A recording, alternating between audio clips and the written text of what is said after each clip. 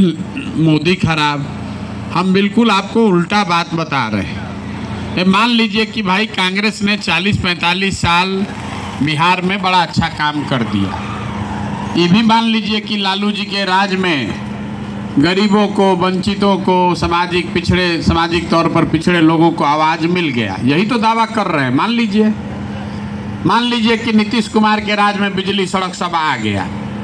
मोदी जी ने देश का बड़ा विकास कर दिया। सब बात को मान लीजिए, लेकिन अगर सब बात को सही मान भी लिया जाए तो भी एक ध्रुव सत्य से कोई इनकार नहीं कर सकता है कि बिहार आज देश का सबसे गरीब, सबसे पिछड़ा, सबसे ज़्यादा अशिक्षित, सबसे ज़्यादा भूखमरी या बेरोजगारी वाला राज्य है।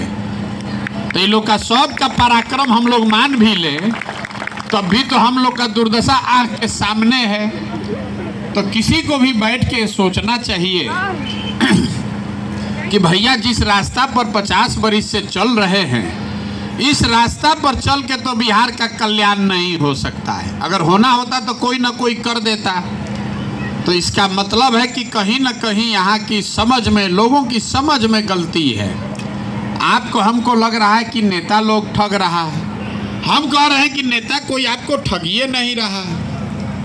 अगर नेता ठगता तो एगो चुनाव में ठगता, दूसरा बार आप समझ जाते। दूगो चुनाव में कोई ठगता, तीसरा बार आप सुधार लेते। आप तो 50 वर्ष से इसी दशा में जी रहे हैं। यहाँ गलती क्या है वही हम आपको बताने के लिए घूम रहे हैं। भाषण नहीं देते हैं, दूगो सवाल करेंगे, आप जवाब दीजिएगा, आपको अपने आप दिखेगा कि आपका दुर्दशा क्यों है।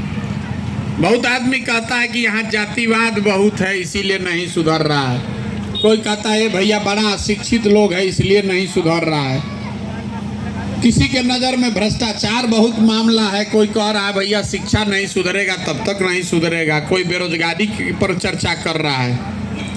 यहाँ के सबसे समस्याओं से बड़ी समस्या ये है कि यहाँ के लोगों को सब जानकारी है, लेकिन जब वो वोट देने जाएगा तो अपनी समस्या को छोड़कर किसी दूसरे बात पर वोट देगा।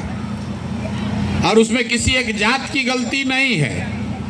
ऐसा नहीं है कि लालू जी का समर्थक जात पर वोट दे रहा है। सबका वही दुर्दशा है। कोई जात के नाम पर बंधुआ मजदूरी कर रहा है, कोई धर्म के नाम पर कर रहा है, कोई लालू जी के डर से भाजपा को दे रहा है, कोई भाजपा के डर से लालू जी को दे रहा है।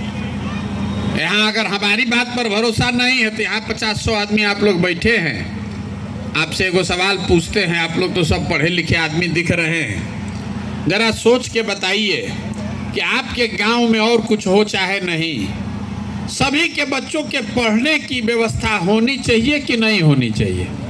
सबको हाथवा उठा के बोलना ना पड़ेगा। बोलिए, होना चाहिए कि नहीं होना चाहिए? होना चाहिए ना। इतना समझ तो सबको है। जो पढ़ा लिखा है उसको भी है, जो नहीं पढ़ा लिखा है उसको भी है। जो महिला, पुरुष, गरीब, अमीर, अगड़ा, पिछड़ा, सब आदमी हाथ उठा के कहा हाँ भैया पढ़ने का व्यवस्था तो होना ही चाहिए।